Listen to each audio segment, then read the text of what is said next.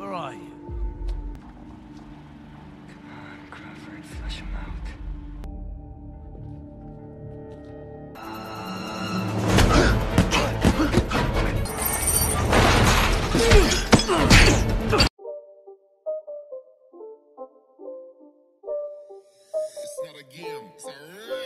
Halo guys, selamat datang kembali di channel Bro View. Bagaimana kabar kalian semua? Semoga dalam keadaan sehat selalu dan diberi kelancaran dalam segala aktivitasnya. Masih bersama saya Stephen yang akan menjelaskan alur cerita filmnya. Kali ini saya akan menjelaskan alur cerita film yang berjudul War. Di film War ini menampilkan kolaborasi antara Jet Li dan Mamang Jason Statham. Di sini Jason Statham berperan sebagai agen FBI yang bertekad untuk menjatuhkan pembunuh misterius yang dikenal sebagai Rogue setelah rekannya dibunuh. Seperti apakah kisahnya? Langsung saja, sebelum masuk ke ceritanya seperti biasa siapkan apa? Ya tentunya Kopai dan Woodbray untuk menemani kalian dalam menonton alur cerita film ini. Dan sekarang kita masuk intro.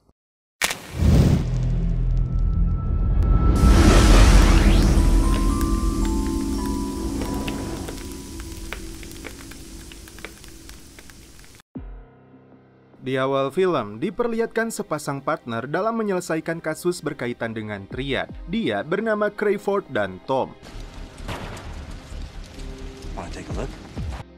Dalam penyisirannya, Crawford melihat selongsong peluru.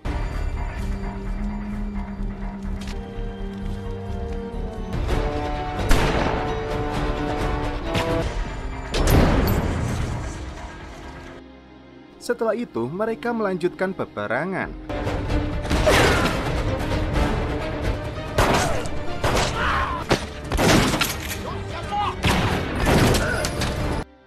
Semua musuh dengan mudah mereka habisi, namun tersisa satu yang menyulitkan mereka. Beruntung, Tom dapat menembaknya. Dalam percakapan mereka, terungkap Yakuza menyewa kontraktor independen untuk melawan triad. Dia disebut sebagai Rogue. Rupanya yang ditemukan Crawford adalah selongsong titanium peluru penembus. Beberapa hari kemudian, mereka dengan keluarganya akan merayakan pesta kecil di rumah Tom. Namun, ketika Crawford dalam perjalanan, seseorang datang ke rumah Tom lebih dulu. Pria bertopeng itu menghabisi keluarga Tom. Crawford yang baru tiba terkejut ketika melihat jenazahnya. Saat memperhatikan setiap ruangan, dia menemukan selongsong peluru yang sama seperti saat menghadapi triad. Karena hal tersebut, dia berambisi untuk balas dendam. 3 tahun kemudian, distrik Yakuza di Amerika. Terlihat seorang pria turun dari mobilnya dan masuk ke dalam bar. Dia mengenyampingkan hasratnya dan lebih memilih menghabisi para anggota Yakuza di dalamnya.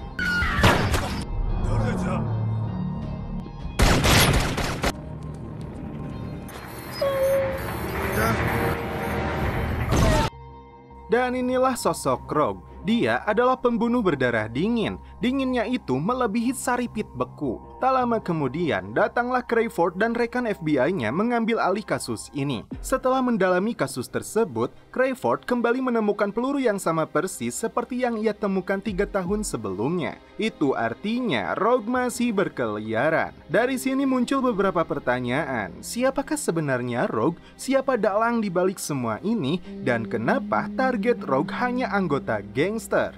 Kopai dulu.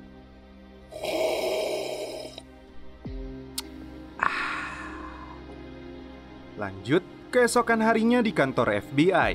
Terlihat rekan Crawford yang bernama Goy, namun kita sebut dia sebagai Han agar lebih familiar. Di sini mereka melakukan diskusi tentang kasus yang terjadi selama ini. Crawford menjelaskan Shiro adalah pemimpin Yakuza klan Yanagawa dan kemungkinan dia adalah orang yang berkuasa di San Francisco namun tidak pernah menginjakan kakinya di Amerika. Satu lagi bernama Lee Chang. Dia adalah pemimpin triad sekaligus menguasai segala bentuk kejahatan. Dua kelompok itu mempunyai masa lalu yang kelam. Karena 30 tahun yang lalu, Shiro membantai keluarga Chang. Dan ada satu hal yang berharga, yaitu sepasang kuda. Dan ini yang akan diperebutkan kedua kelompok itu. Berpindah scene ke Rogue yang sedang melakukan persiapan.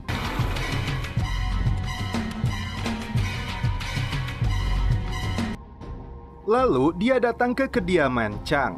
Chang memberikan pujian karena tugas yang diberikan diselesaikan dengan baik. Dia mengajukan proposal kepada Chang dengan laporan bahwa sebelumnya dia pernah bekerja di Shiro. Namun ingat, Rogue tidak mempunyai atasan. Chang memberikan tugas selanjutnya, yaitu mengambil alih sepasang kuda dari Shiro. Scene berpindah ke kediaman Shiro di Jepang.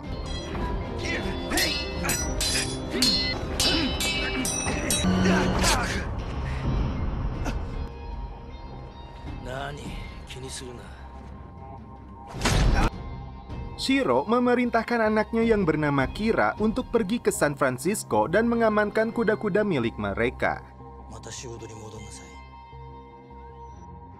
Di sisi lain, Crayford datang ke tempat Benny teman lamanya dengan tujuan mencari informasi terkait Rogue. Di sini, Benny membeberkan fakta bahwasanya pembuat peluru yang ditemukan Crayford telah tewas 2 hari lalu. Lalu, seorang ahli bedah di Panama tewas seminggu lalu. Dan salah satu rekan Benny tewas seminggu sebelumnya. Ternyata, orang-orang selain pembuat peluru yang tewas itu adalah spesialis rekonstruksi wajah. Yang artinya perubahan wajah dilakukan oleh Rogue, dan karena tidak ingin menyisakan saksi, mereka semua dihabisi. Namun menurut Benny, ada seorang ahli bedah yang masih hidup. Singkat cerita, tibalah kuda-kuda yang menjadi perebutan dua kubu ini. Dengan penjagaan yang ketat dari anak buah Shiro, mereka melakukan perjalanan.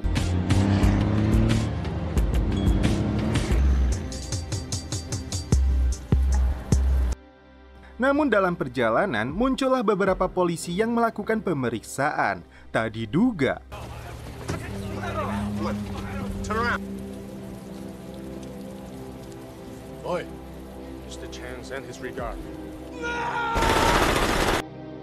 ternyata itu adalah aksi Rogue dan anak buah Chang yang berkomplot dengan oknum polisi. Tak lama kemudian, Crayford dan rekan-rekannya tiba di TKP. Setelah mengamati korban dan keadaan sekitar, Crayford menyimpulkan bahwa ini adalah perampokan. Namun, ada oknum polisi yang membantu mereka.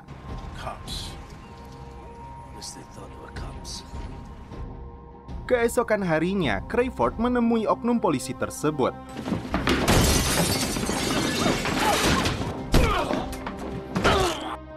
Oknum itu mengatakan seseorang mengancam keluarganya dan bekerja untuk Triad. Namun ketika akan dibawa untuk dijadikan informannya, tiba-tiba seketika Crayford langsung mengejarnya.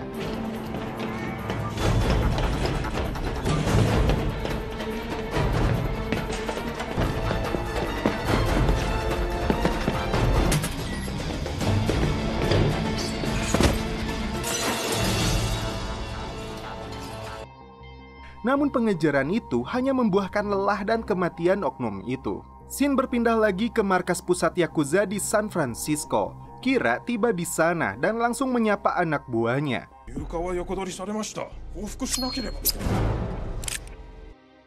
Kembali ke Crayford yang ditelepon oleh Rogue. Dia mengatakan barang curian itu disimpan di gudang 16 1 jam lagi. Otomatis, berbekal informasi tersebut, dia dan pasukannya menyerbu ke sana. Benar saja, terlihat di sana ada Chang dan anak buahnya. Namun, barang curian itu sudah dipindahkan ke lokasi lain. Itu artinya, Rogue ngeprank Crayford dengan tujuan memperjelas dirinya hanyalah mengejar seonggok hantu, karena Rogue sudah mati. Di sini, Crawford menekan Rogue. One thing the surgeons can't change, can they?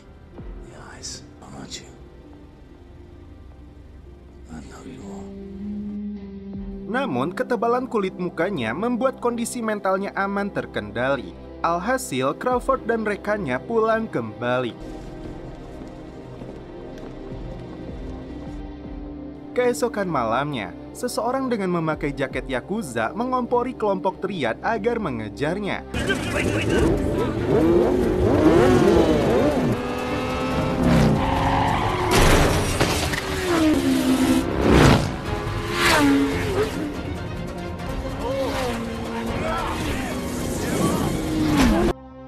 Namun Namun ternyata itu adalah Rogue yang mengadu dombakan kedua kelompok ini untuk berperang. Bahkan salah satu kaki tangan Chang dihabisi dengan katana berlabel Shiro, yang dimana akan membuat kedua kubu semakin panas. Di salah satu kedai distrik Yakuza, terlihat di gedung seberangnya Han dan rekannya mengawasi keadaan sekitar. Tak lama kemudian datanglah kelompok Triad. Han lalu memberitahu Crawford tentang keadaan ini. Di dalam bar tersebut terjadilah pembantaian.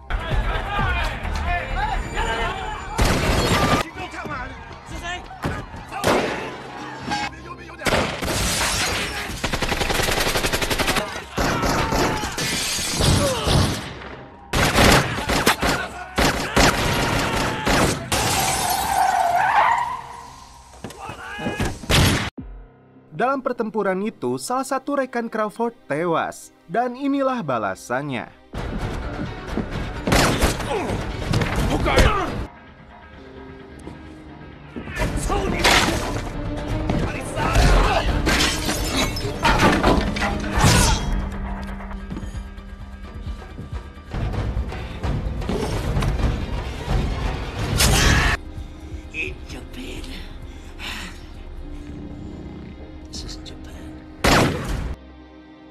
Setelah itu, Rogue terciduk kabur dan Crawford mengejarnya.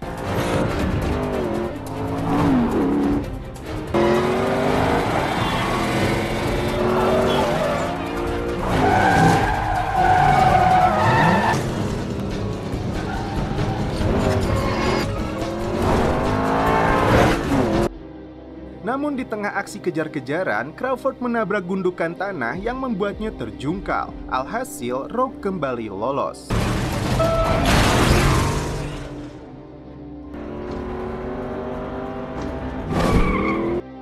Karena keberhasilannya itu, Rogue dipuji oleh Shiro. Namun ada satu pekerjaan lagi yang harus dia selesaikan. Namun perlu diingat kembali, Rogue tidak mempunyai atasan. Masalah ini berimbas kepada keluarga Crawford hingga rumahnya dijaga dengan ketat. Tak lama, Benny meneleponnya. Mereka berdua menginterogasi ahli bedah ini, dan benar saja dialah yang merubah wajahnya. Di sisi lain, Rogue kembali beraksi dengan anak buah ninjanya yang berada di luar. Sebelum aksinya dimulai, Wuti menodong Chang karena kematian saudaranya. Namun Rogue keburu datang dan Wutilah yang tewas. You fucking traitor! Tak diduga, ini yang dilakukan Rogue selanjutnya. He's my friend.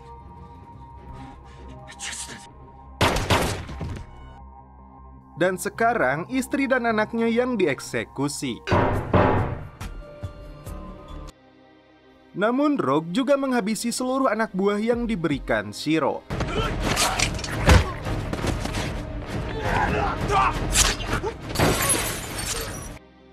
Ternyata Rogue tidak membunuh istri dan anaknya. Apa mungkin Rogue ini adalah... lanjut. Salah satu intel FBI mengirim foto yang dimana terlihat Rogue membantai anak buah Shiro dan membebaskan istri Chang. Di samping itu, Shiro menginjak kaki untuk pertama kalinya di San Francisco. Tak lama kemudian muncullah Crawford dan rekannya. Dia memberikan bukti foto pengkhianatan Rogue. Setelah itu, dia pun berlalu pergi. Thanks for the tip. Rogue akhirnya datang ke markas Shiro membawa 2 koper. Koper itu berisi kuda-kudanya, dan Shiro memberi imbalan koper yang berisi uang dan bukti pengkhianatannya.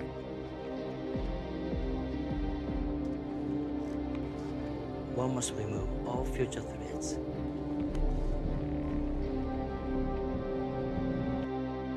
Alhasil, dia dibawa ke bawah untuk dipaksa menyebutkan keberadaan istri dan anak Chang. Namun seperti yang kita tahu, dia bukanlah orang sembarangan. Faktanya, kuda yang diberikannya itu adalah palsu.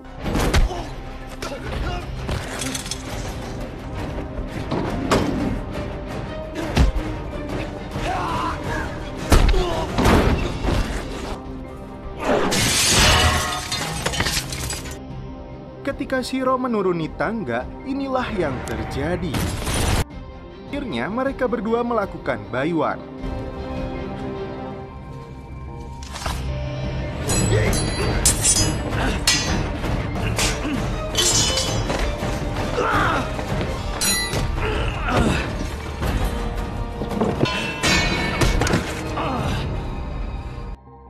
Di tengah pertarungan, terungkap identitas asli Rogue, dan ternyata dia adalah Tom Lone.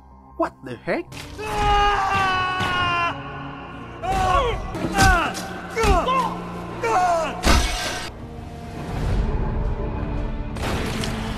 You're Tom Lone. Dia merubah wajah serta suaranya untuk melakukan balas dendam dengan menjadi Rogue. Namun fakta itu dibungkam dengan fakta lain, bahwasanya Crawford bekerja kepada Shiro, dan yang memberikan informasi Tom kepada Shiro yaitu Crawford. Artinya, Because of him, your family's dead. semakin memuncak emosinya, dia pun menghabisi Shiro. Keesokan harinya, Han mengabarkan bahwa Shiro telah tewas. Sementara itu, istri almarhum Chang mendapatkan paket. Di atasnya terdapat secari kertas yang bertuliskan "Buatlah hidup baru", dan isinya ternyata kuda emas yang asli. Beralih ke anaknya Shiro, dia mendapat juga paket dan secari kertas yang bertuliskan sama. Namun isi koper tersebut ternyata kepala ayahnya sendiri. Dan Rogue menelepon Crawford untuk bertemu di tempat pertama bertemu. Show yourself! Ternyata Han mengawasinya dari jauh. Pertemuan mereka diawali dengan salam cipika-cipiki seperti ini.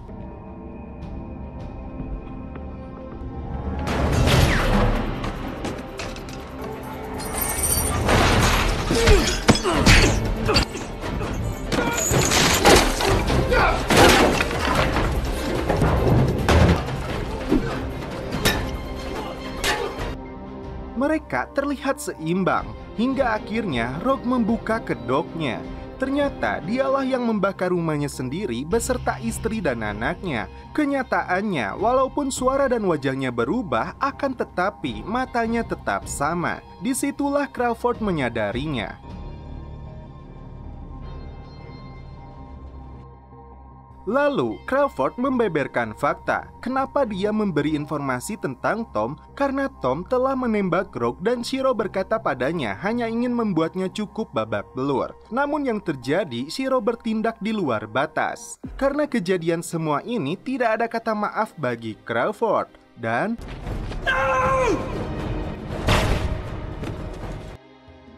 Crawford pun tewas. Pada akhir film, Rogue dengan semua dendam yang telah terbalaskan membawa satu koper lagi yang saya duga itu adalah satu kuda emasnya. Dan setelah itu film pun berakhir. Oke guys, bagaimana menurut kalian alur cerita film dari War ini? Gila. Udah nggak usah diragukan lagi kalau Mamang Jason Statham, apalagi sama Jet Li, anjir. Apalagi adanya plot twist kayak gitu. Aduh, udah ngeri. Tapi akan lebih ngeri lagi kalau kalian nontonnya dengan Kopai. Mantap. Oke guys, cukup sekian alur cerita film ini. Salam penutup seperti biasa dari kami. Mohon maaf bila ada kata-kata yang kurang berkenan di hati kalian. Mohon dimaafkan ya. Salam perfilman duniawi. Keep enjoy.